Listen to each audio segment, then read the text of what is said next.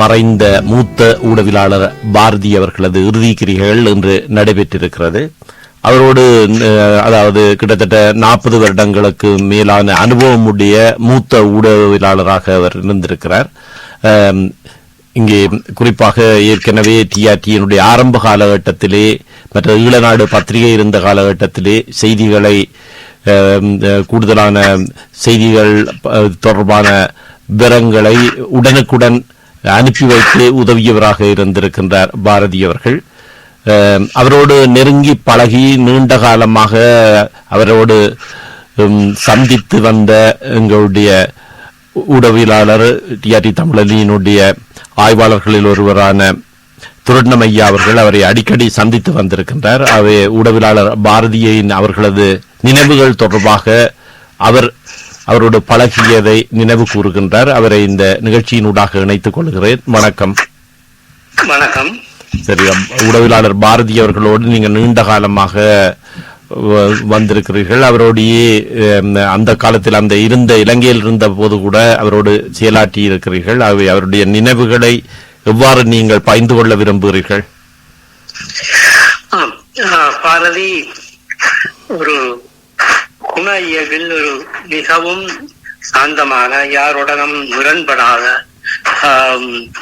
மிக அடக்கமான ஒரு சுபாவம் கொண்ட ஒரு பத்திரிகையாளர். எந்த ஊரை சேர்ந்தவர்? திருநெல்வேலி, யாழ்ப்பாணம். அவருடைய குடும்பம், அவருடைய அப்பா ஒரு பிரபல எழுத்தாளர் ராசநாயகம். அவருடைய மகன் தான் பாரதி. பாரதி இரண்டாவது மகன் பரதன் நிதர்சன் பொறுப்பாளராக இருந்த லண்டனிலே காலமான பரதன் மூத்த மகன். இரண்டாவது பாரதி. மூன்றாவது எதுக்கு பொறுப்பாளராக இருந்தவர்? நிதர்சனம் தொலைக்காட்சி, தமிழீழ தொலைக்காட்சி நிதர்சனத்துக்கு அதை உருவாக்கிய பொறுப்பாக இருந்தவர் பரதன் தான். 1990 வரைக்குமான அந்த காலப்பகுதியில் அவர் பணியாற்றி இருந்தார். நான் பாரதியை பொறுத்தவரை பாரதி 85ஆம் ஆண்டு காலப்பகுதியிலே ஈழமுரசு, யாழ்ப்பாணத்தின் ஈழமுரசு பத்திரிகையிலே பணியாற்றி இருந்தார். பின்னர் நான் முரசொலி பத்திரிகையிலே பணியாற்றிய போது 86, 87, 88, 90 வரைக்குமான அந்த காலப்பகுதியிலே பாரதியும் நானும் ஒன்றாக பணியாற்றி. திருச்செல்வம் அவர்கள் நடத்திய போதா? திருச்செல்வம் திருச்செல்வம், அது பின்னர் திருச்செல்வம் கனடாவுக்கு சென்ற பின்னர் வண்ணதுரை பிரதம ஆசிரியராக இருந்தார். அவர்கள் பாரதி பிரதம ஆசிரியர் கடத்த நிலையிலே பாரதி இருந்தார். அந்த நேரத்திலே நாங்கள் ஒன்றாக ஒரு 3-4 வருடங்கள் பாரதியோடு ஒன்றாக பணியாற்றுகின்ற சந்தர்ப்பம் கிடைத்தது முரசொலி காலப்பகுதியில. அதன் பின்னர் 90க்கு பின்னர் நானும் முரசொலி நிறுத்தப்பட்ட பின்னர் நானும் வெளியிட்டேன். அவர் கொழும்புக்கு சென்று கொழும்பிலே ஈரேசரி பத்திரிகையிலே இணைந்து கொண்டார். இணைந்து கொண்ட பின்னர் தினக்குரல் ஸ்தாபித்த போது அந்த ஸ்தாபகர்கள் ஒருவராக பாரதி பணியாற்றினார். இறுதி வரைக்கும் தினக்குரலை பணியாற்றி இறுதியாக அவர் வீரேசலே பணியாற்றி இருந்தார். இறுதியாக வீரேசலி யாழ் அலுவலகத்திலே பணியாற்றி இருந்தார். உண்மையிலே அவருடைய அந்த பணி என்பது ஞாயிறு தினக்குரலின் பிரதம ஆசிரியராக இருந்த காலத்தில் மிக சிறப்பாக அந்த பத்திரிகையை வளர்த்தெடுப்பதிலே மிக சிறப்பான பணியை ஆற்றியவர். அரசியல் கட்டுரைகளை இலங்கையை வெளிவந்த தமிழ் வார பத்திரிகைகளிலே நடுநிலைமையாக சிறந்த அரசியல் கட்டுரைகள், இலக்கிய கட்டுரைகள் என்று பல்வேறுபட்ட விடயங்களை தாங்கி வருகின்ற ஒரு சிறப்பான பத்திரிகையாக பாரதியின் தினக்குரல் காலம், பாரதியினுடைய காலம் என்பது அது மிக சிறப்பாக பணியாற்றியிருந்தார். அது தவிர அவர் இன்னொரு தரப்பிலே ஊடகவியலாளர், இலங்கை தமிழ் ஊடகவியலாளர் ஒன்றியத்தின் ஆரம்பத்திலே நான் தலைவராக இருந்த போது அவர் செயலாளராக பணியாற்றினார். பின்னர் அவர் அந்த இலங்கை தமிழ் ஊடக ஒன்றியத்தின் தலைவராக 2-3 தலைவர்கள் பணியாற்றினார். பின்னர் அந்த பணிப்பாளர், இலங்கை தமிழ் ஊடக ஒன்றியத்தின் பணிப்பாளர் சபையிலே ஒரு பணிப்பாளராக அவர் இப்பொழுதும் கூட அவர் இலங்கை தமிழ் ஊடக ஒன்றியத்திலே முக்கிய ஒரு உறுப்பினராக இருந்திருக்கிறார். அவருடைய இழப்பு என்பது உண்மையிலேயே தமிழ் ஊடகத்துறைக்கு மிகப்பெரிய இழப்பு. அவர் இறுதி வரைக்குமே பத்திரிகையாளர்கள் பொறுத்தவரையிலே முரண்பாடுகள் வளர்வது, முரண்பாடுகள் இருப்பது சகஜம். ஆனால் பாரதியை பொறுத்தவரையிலே அந்த முரண்பாடுகளுக்குள்ளால் ஒரு அமைதியையும் நிதானமான ஒரு போக்கையும் கடைபிடித்து யாருடனும் முரண்படாமல் எந்த தரப்படுதோ, அது அரசியல் தரப்பாக இருக்கட்டும், பத்திரிகை தரப்பாக இருக்கட்டும், யாருடனுமே முரண்படாத ஒரு சுபாவம் கொண்ட ஒரு மனிதராக அவர். அவ்வாறான ஒரு மனிதர்கள் இருப்பது மிக மிக அரிது. அவ்வாறான இயல்பு பாரதியுடன் பழகியவர்களையும் தெரியும். அவர் வெறுமனே ஒரு அதிகம் பேச மாட்டார், கடுமையான வார்த்தைகளை ஒருபோதும் சொல்ல மாட்டார். மிக அமைதியாக அவர் ஒரு புன்சிரிப்பை. இலங்கை தமிழ் ஊடகவியலாளர் ஒன்றியத்திலே அந்த கூட்டங்களிலே காரசாரமான விவாதங்கள் நடக்கும், மிக மோதல் விவாதங்கள் எல்லாம் நடக்கும். ஆனால் பாரதி மிக அமைதியாக அதை கேட்டுக்கொண்டிருப்பார். அனைத்தையும் அமைதியாக இருந்து கேட்டுக்கொண்டிருக்கின்ற ஒருவராக பாரதி திகழ்ந்தார். இலங்கை தமிழ் ஒன்றியத்தின் இரண்டாவது தலைவராக மாணிக்கவாசகம் இருந்த போது அந்த செயலாளராக இருந்தவர் பாரதியா. அந்த காலத்திலே மிக சிறப்பாக அந்த ஒன்றியம் பல்வேறு பணிகளை செய்வதற்கு காரணகர்த்தாக இருந்தவர் பாரதி. மிக நிதானமாக மாணிக்கவாசகனுக்கு கோபம் வரும், ஆனால் அதற்கு எதிர்மாறாக பாரதி மிக அமைதியாக இருப்பார். அமைதியாக இருந்து சரியான முடிவுகளை எடுப்பார். அது அவருடைய குண இயல்பு. அதுதான் அவரை ஒரு மிக உயர்ந்த இடத்துக்கு, ஒரு சகலரும் மதிக்கின்ற, ஒரு போற்றுகின்ற அளவுக்கு அவரை உயர்த்தி வைத்திருந்தது அவருடைய அந்த குண இயல்பு தான். அவரை போன்ற ஒரு நீங்கள் இதை சொல்ற போதுதான் மாணிக்கவாசகர் அவருடைய வீட்டிலிருந்து நான் இவரிட சந்திக்க போகிறேன் என்று சொன்னேன். பாரதி அண்ணாவை சந்திக்க போறேன் என்று சொன்னேன். அப்ப அவர் சொன்னார், அவரடா எரும மாட்டுல மழை பெய்த மாதிரி உணர்ச்சிகளை காட்ட மாட்டார். அவர் எந்த பிரதிபலிப்பையுமே காட்டுவதில்லை. அவர் ஒரு விடுதலை போராட்டத்துக்கு மிக தீவிரமான ஒரு ஆதரவாளராக இருந்தாலும் கூட அதை அவர் வெளிக்காட்டிக் கொள்ள மாட்டார். ஒரு நாளும் வெளியில சொன்னது கிடையாது. அவருடைய குடும்பம் விடுதலை போராட்டத்துக்கு படைத்த ஒரு குடும்பம். அவருடைய சகோதரி விடுதலை போராட்டத்திலே பெண் போராளியா நீண்ட காலமாக இருந்தவர். அது நீண்ட வரலாறு. ஆனா அதை இதையுமே அவர் வெளியிலே காட்டிக்கொள்ள மாட்டார். மற்றது இவருக்கு ஊனமுற்றவர். இது முக்கியமான ஒரு விடயம். அவருடைய அந்த ஊடக பணியிலே அவருக்கு இந்த இழப்பு என்பது முரசொலியில வேலை செய்து கொண்ட போது இந்திய ராணுவம் ஒரு பத்திரிகையாளர் மாநாட்டுக்காக திருவோணமலைக்கு பத்திரிகையாளர் யாழ்ப்பாணத்திலிருந்து பத்திரிகையாளர்களை அழைத்து சென்றது. அந்த நேரத்தில் முருகண்டி வைத்து அந்த வாகனம் பாரதி சென்ற வாகனம் விபத்துக்குள்ளாகி யாழ்ப்பாணம் வைத்தியசாலை அனுமதிக்கப்பட்டிருந்த போது அவருடைய கையை, அதுவும் வலது கை துண்டிக்கப்பட வேண்டிய ஒரு நெருக்கடியான ஒரு நிலை வந்தது. அதன் பின்னர் அவர் இந்தியாவுக்கு அவரை அனுப்பி சிகிச்சை அளிக்கப்பட்டார். இருந்தாலும் அந்த வலது கையை அவர் அந்த விபத்திலே இழந்து விட்டார். ஆனாலும் அவருடைய வலது கைதான் அவருடைய உயிர்.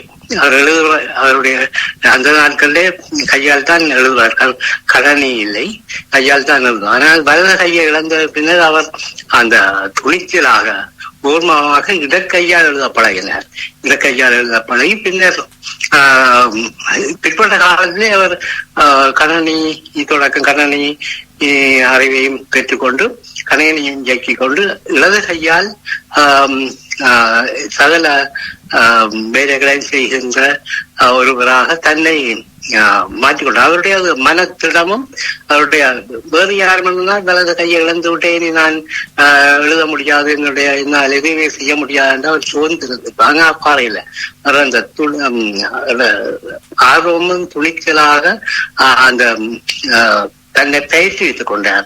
இந்த இடது கையால் எழுதி பயிற்சி அந்த காலத்துல எங்களுக்கு தெரியும், ஆரம்பத்திலே இந்தியாவில இருந்து திரும்பி சிகிச்சை முடிந்து வந்த போது முரசொலியிலே திரும்ப வந்து இணைந்து கொண்டார். இப்பொழுது இடது கையால் தான் எழுதுவார். மிக அழகான எழுத்து ஆரம்பத்தில் தான்.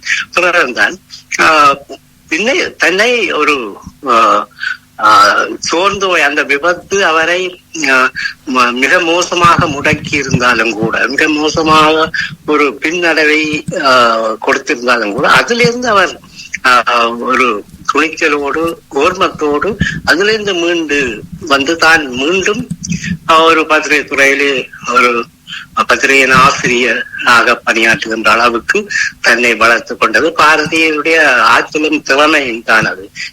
அது வேறு எல்லோருக்கும் அது வந்துவிடாது, எல்லோருக்கும் அந்த மன துணிச்சலும் வந்துவிடாது. ஆனால் பாரதியை பொறுத்தவரை அந்த மிக அமைதியாக இருந்து சாதித்த ஒரு மனிதன் என்று நான் சொல்லுவேன். அவரிடம் நாங்கள் பல இஞ்சத்தியம் பிரச்சனைகள் தொடர்பாக சொன்னால் அவர் அபிப்பிராயம் சொல்ல மாட்டார், ஆனால் கேட்டுக்கொண்டுதான் இருப்பாரே ஒழிய ஒருபோதும் அபிப்பிராயம் சொல்ல மாட்டார். உங்களோட பழகிய காலத்தில் ஏதாவது அபிப்பிராயங்கள் அல்லது உங்களோட கருத்துக்கள் தொடர்பாக பரிமாறி இருக்கிறாரா?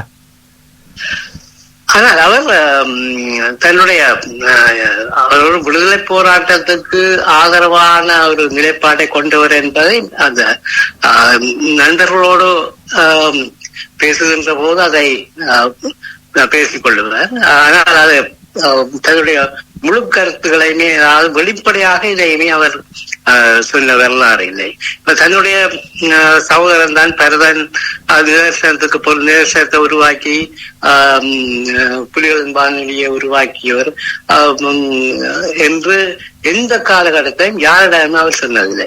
நாங்கள் அறிந்து அவர்களோட தொடர்பு இல்லை என்ற மாதிரி தான் காட்டு வரைய ஒழிய தொடர்பு இருப்பது மாதிரி ஒரு நாளும் சொல்லவே மாட்டேன்.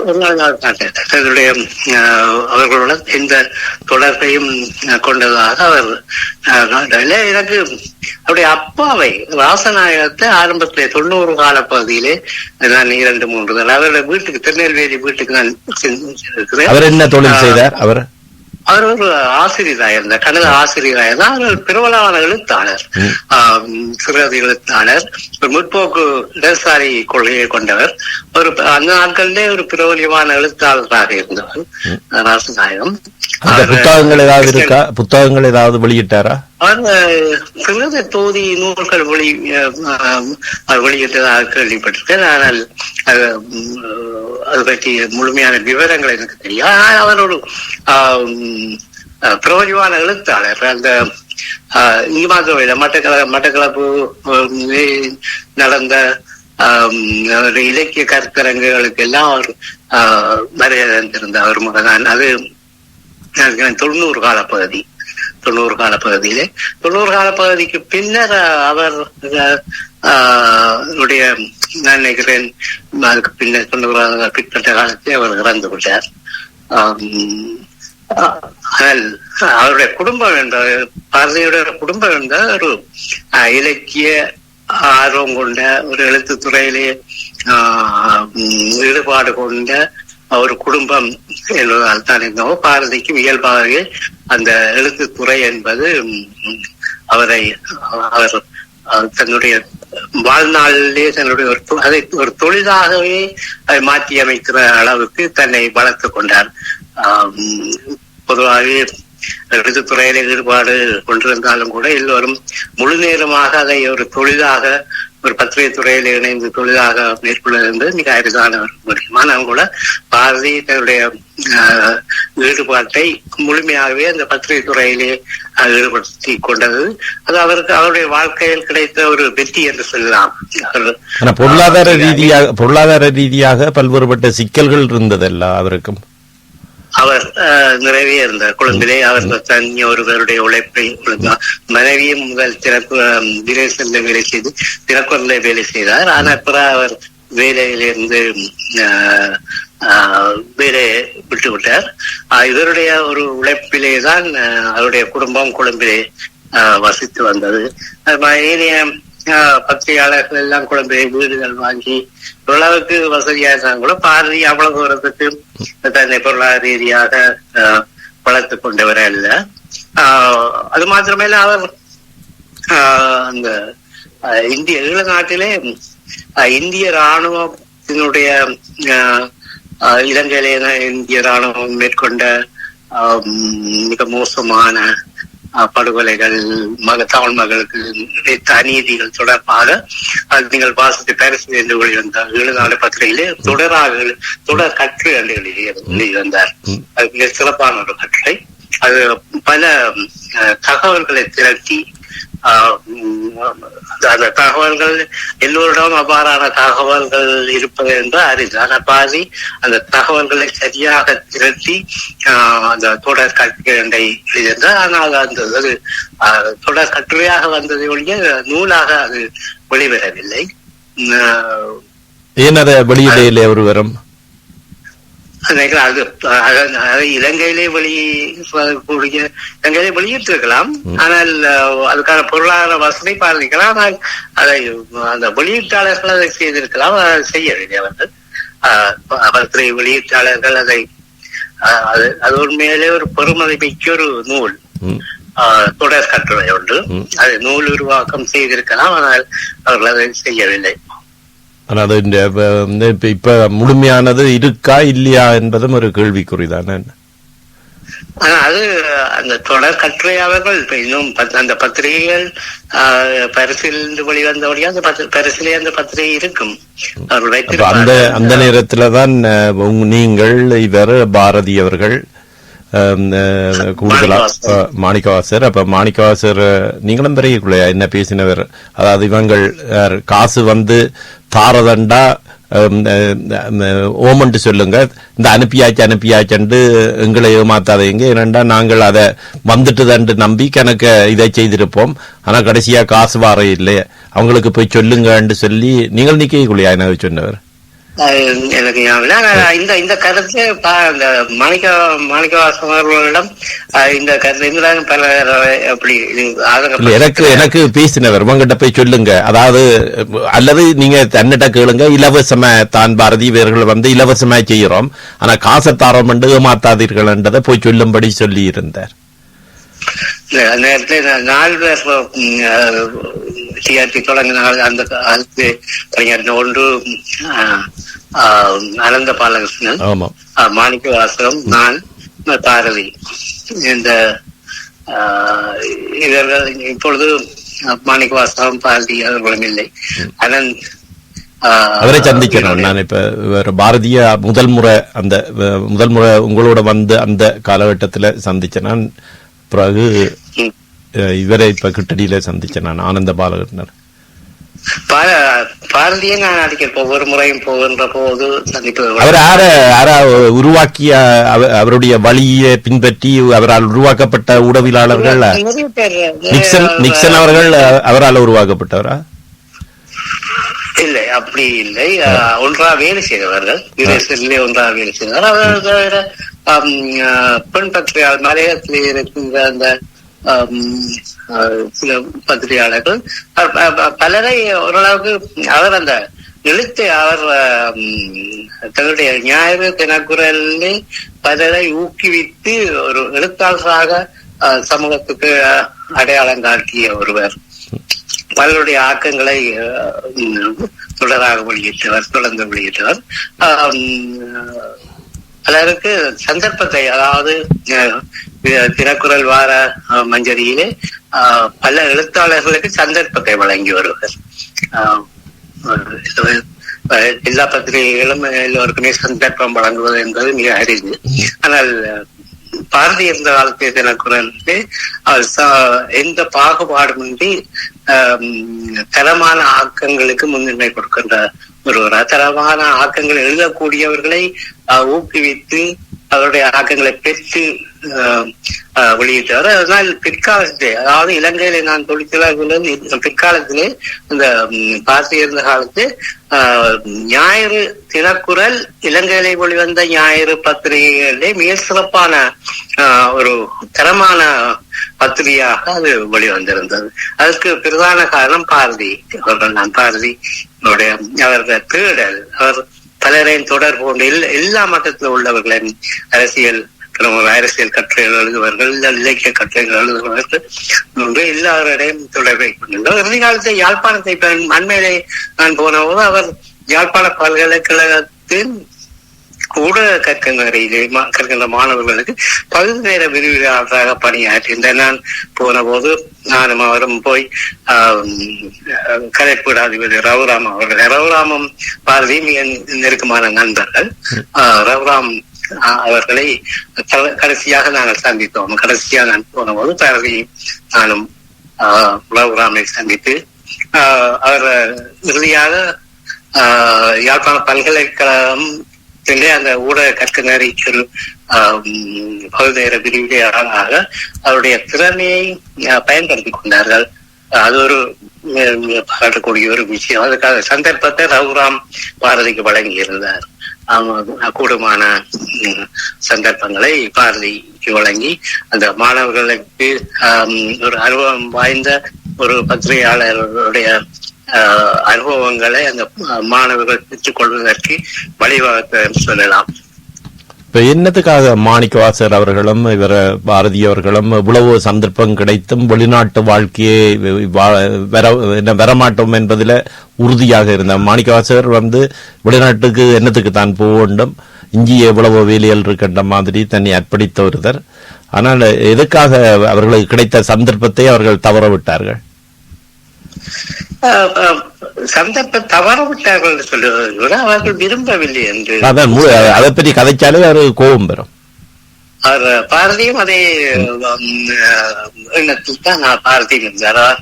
வெளிநாட்டுக்காக பாரதி கூட வெளிநாட்டுக்கு இருந்தால் நிறைய சந்தர்ப்பம் வெளிநாட்டிலே இருக்காங்க வாய்ப்புகள் இருந்த வெளிநாட்டிலே இருப்ப தினக்குரல இருந்து அந்த அவர்கள் ஓய்வு பெற்ற பின்னர் கூட அவருக்கான சந்தர்ப்பங்கள் கணக்க இருந்து ஆனால் அதை அவர் விரும்பவில்லை. அவர் இறுதி வரை கொழும்பிலும் கூட அவர் இருக்க விரும்பவில்லை. அவர் தினக்குரல் பத்திரிகையிலிருந்து ஓய்வு பெற்ற பின்னர் அவர் அதிகமானவர்கள் கொழும்பிலேதான் இருந்து கொள்வார்கள். ஆனால் பாரதி தான் பிறந்த ஊரு தன்னுடைய ஊருக்கே திரும்பி யாழ்ப்பாணத்தில்தான் அவர் வந்தார். அதன் பின்னர் யாழ்ப்பாணத்திலே பொருண்மியம் என்ற ஒரு பத்திரிகையை நடத்தி வந்தார். அதற்கு பிறகு இறுதியாக வீரேஸ்வரியின் யாழ்ப்பாண அலுவலகத்துக்கு பொறுப்பாக நியமிக்கப்பட்டிருந்தார். இறுதியாக அவர் இறுதியாக நடக்கின்ற போது அவர் யாழ்ப்பாண பல்கலைக்கழகம் யாழ்ப்பாண வீரேஸ்வரி அலுவலகத்திலே பொறுப்பாசிரியராக அவர் பணியாற்றியிருந்தார். உதாரணத்துக்கு இந்த பத்திரிகைகள்ல கடமையாற்றுபவர்களுக்கு ஓய்வூதியம் கிடைக்காது அல்லவா? மாதாந்த ஓய்வூதியம் இல்லையல்ல? ஓய்வு அதாவது இந்த தொகை சொல்ற சேமலாக நிதி அந்த ஓய்வு வர்ற போது அந்த ஒரு தொகை பணம் அவர்களுக்கு கிடைக்கும். அவ்வளவு அந்த ஓய்வூதியம் மாதாந்த ஓய்வூதியம் அவர்களுக்கு கிடைப்பதில்லை. அந்த சேம லாப நிதி என்று சொல்லி அவருடைய சம்பளத்திலே மாதம் சேமித்து அந்த நிதி இறுதியாக ஓய்வு பெறுற போது அவர்களுக்கு வழங்கப்படும். அந்த நிதிதான் அவர்களுக்கு கிடைத்தது. ஆனால் பாரதியை பொறுத்தவரையிலே அவர் தொடர்ந்து அதில் ஓய்வு பெற்ற பின்னரும் சில பொருண்மையம் என்ற ஒரு பத்திரிகை யாழ்ப்பாணத்திலே வெளிவந்தது. அந்த பத்திரிகை ஆசிரியராக இருந்தார். பின்னர் வீரேஸ்வரி உடைய இந்த காரியாலயத்திலே பிரதம யாழ் கிளை அலுவலகத்துக்கு பொறுப்பாசிரியராக அவர் பணியாற்றினார். இறுதி வரை அவர் ஊடகத்துறையை விட்டு திரைக்குறளில இருந்து ஓய்வு பெற்ற பின்னரும் கூட துறையிலிருந்து அவர் ஓய்வு பெறவில்லை. அவர் தொடர்ந்து பணியாற்றி கொண்டிருந்தார். அதே நேரத்தில் பகுதி நேரமாக யாழ்ப்பாண பல்கலைக்கழகத்திலே ஊடக கல்லூரியின் பகுதி நேர பிரிவினையாளராக பணியாற்றி கொண்டிருந்தார். உங்களுடைய அந்த கடைசி நூலை பற்றி நூல் அவருக்கு கிடைத்ததா? அவர்தான் என்னுடைய நூலுக்கு என்னை பற்றிய பின்னட்டையிலே என்னை பற்றி குறிப்பை, அதாவது என்னுடைய வாழ்க்கை என்னை பற்றிய முழுமையாக எழுதியவர் அவர்தான். என்னை பற்றிய ஊடகவியலாளர்களிலே ஆரம்ப காலம் தொடக்கம் இன்று வரைக்கும் என்னை பற்றி அறிந்து கொண்ட என்னோடு பழகிய ஒருவர் என்ற வகையிலே அவர்தான் என்னுடைய அந்த இறுதியாக வந்த நூலுக்கு என்னை பற்றிய அறிமுகத்தை, நூலாசிரியர் பற்றிய அறிமுகத்தை எழுதியவர் பாரதி அவர்கள் தான். அதை தவிர பாரதி அவர்கள் தான் கொழும்பிலே முதலாவது நூல் அறிமுகம் விழா செய்த போது இந்த நூல் அறிமுகத்தை கூட அவர் தான் செய்திருந்தார். யாழ்ப்பாணம் என்னுடைய இந்த நூலை கூட யாழ்ப்பாணத்தை ரவுராமம் பாரதியும் இணைந்து அந்த யாழ்ப்பாணத்திலே ஒரு நூல் அறிமுக கூட்டம் ஒன்றை நடத்துவதற்கான ஏற்பாடுகளையும் கூட பாரதி செய்திருந்தார். ஆனால் அது நிறைவேறாமல் போய்விட்டது. நீங்கள் கடைசியா கடந்த வருடம் சந்திச்ச போது உண்மையிலே நோய்வாய்ப்பட்டிருந்தாரா அல்லது? இல்லை இல்லை, அவர் திலகாத்திரமா இருந்தார், மிக திலகாத்திரமா இருந்தார். அவர் நோய்வாய்ப்படவில்லை. அவர் எப்பொழுதுமே நான் வளமையாகவே கொழும்பிலே தினக்குரல் பத்திரிகையிலே பணியாற்றுவாங்க. இப்பொழுது அதாவது ஆரம்ப காலத்தில் இருந்தது போல அவர் அந்த அமைதியான சுபாவம். அவர் அந்த எந்த ஆரவாரம் இருக்காது, மிக அமைதியான சுபாவம். ஆனால் நன்றாக பழகுவார். இந்த நண்பர்களுடன் நெருக்கமான நண்பர்களுடன் நன்றாக பழகுவார். அவர் எந்த நோய்வாய்ப்பட்ட அவர் திடீரென்றுதானே அவர் அந்த மாரடைப்பு நோயும் பின்னர் அவருடைய இறுதியாக அவருக்கு கண்டுபிடிக்கப்பட்டது மூளையிலே இரத்த கசிவு ஏற்பட்டது. அது சத்திர செய்ய முடியாத ஒரு நிலை இருந்தது. அதாவது அண்மை காலமா, அதாவது நீண்ட காலமா அவர் நோய்வாய்ப்பட்டு அது அந்த மூலக்கசிவு ஏற்பட்ட உடனே, அதாவது வந்து மூலக்கசிவு ஏற்பட்டதுண்டா இப்போ இப்படியானவர்கள் வந்து இது அஸ்பிரினை வந்து பாக்கெட்டுக்குள்ள வைத்திருக்க வேணும். அப்ப அஸ்பிரினை எடுத்து நாக்கில வைத்தா வந்து அந்த ரத்தம் வந்து திண்மமா இருக்கிறது, தண்ணீராப்பட்டிடம். அதுதான் முதலாவது சிகிச்சை. அதை பலர் வந்து அதை செய்வதில்லை. இப்ப அண்மையில பேராசிரியர் சச்சிதானந்தம் ஐயா அவர்களுக்கும் அது இல்லாம வந்தது. மற்ற அந்த குறிக்கப்பட்ட மருத்துவத்துக்குள் மருத்துவமனைக்கு போயிட வேணும். நீங்க வீட்டிலே இருக்கக்கூடாது. அப்படியான அந்த இது தெரிஞ்சிட்டு தண்டா உடனடியாக மருத்துவமனைக்கு போனா தான் காப்பாற்ற முடியும். அது 5-6 மணித்தியாலங்கள் சென்றாலே காப்பாற்றுவது கடினமானது. உடனடியாக போய் சேர்ந்துட வேணும். மற்றது அஸ்பிரினே இப்படியான பிரஷர்கள் இதுகள் உள்ளவ பாக்கெட்லயே அஸ்பிரின் வச்சிருக்க வேணும். இந்த இப்படி ஒரு நிலைமை தெரியுதண்ட உடனேயே நாக்கில அந்த அஸ்பிரினை போட்டுட வேணும். பவுடராக அதை நக்கிட வேணும். அவருடைய உண்மையிலேயே அவருடைய ஒரு குண இயல்பு, யாராவது துன்பம், அதாவது நோய்வாய்ப்பட்டு இருந்தால் உடனடியாக நான் இறுதியாக சொல்லும்போது இறுதியாக நான் பேசியது அப்போதான் போன டிசம்பர் மாதம் நான் அவரிடம் பேசியிருந்தேன். நான் சுகம் குணமடைந்த நான் உடனடியாக அங்கு வருவேன் என்று சொன்னபோது அவர் நீங்கள் குணம் நன்றாக சுகம் வந்ததினர் நீங்கள் இங்கு வாங்க. அந்த நேரத்தில் அவருக்கு அவர் எந்த பிரச்சனையும் இருக்கவில்லை. ஒரு திலகாத்திரமான அவர் வயதும் ஒரு 62 வயது தானே. 62 வயது என்பது ஒரு வயோதிக வயது இல்லை. அவரது கட்டுரைகளை அவரது குடும்பத்தினர் தருவார்கள் என்றால் யாராவது உதவி செய்தால் அதை காலப்போக்கில் வெளியிடலாம் அல்லவா? வெளியிடலாம். அதை சேமித்து வைக்க அந்த அவர் எழுதிய கட்டுரைகளிலே பரிசுகளின் கட்டுரை மிக பெறுமதியானவை. அதை தவிர தினக்குரல் பத்திரிகையிலையும் அவர் புனைப்பெயரிலே எழுதியிருக்கிறார். அந்த கட்டுரைகள் தினக்குரல் பத்திரிகையிலே இருக்கணும்னு நினைக்கிறேன். இந்த பரிசுகள நாடு பத்திரிகையிலே எழுதிய கட்டுரைகள் இங்கே அவர்களிடம் இருக்கும். ஆனால் அதை அது பாரதியிடம் அவையெல்லாம் பெரும்பாலும் பாரதி அதை சேமித்து வைத்திருப்பார் என்று நான் நினைக்கின்றேன். அதை அது ஆவணப்படுத்தி வைத்திருப்பார் என்று நினைக்கின்றேன். அது இனி அது அவருடைய குடும்பம், அவருடைய குடும்பத்தினர் இதை அவர்களுடைய குடும்பத்தில் உள்ளவர்களும் இந்த துறையிலே ஆர்வம் மிக்க ஒரு ஆட்கள் தான். அவருடைய மனைவியும் கல்வி காரியங்களிலே பணியாற்றி வருவர் தான். அவர்கள் முயற்சி செய்தால் அதை அவர்கள் ஒத்துழைப்பு வழங்குவார்கள் நான் நினைக்கின்றேன். சரி, நீங்கள் எங்களுடைய நேயர்கள் யாராவது அப்படியான முன்முயற்சிக்கு உதவ முன் வந்தால் அதை பாருங்கள்.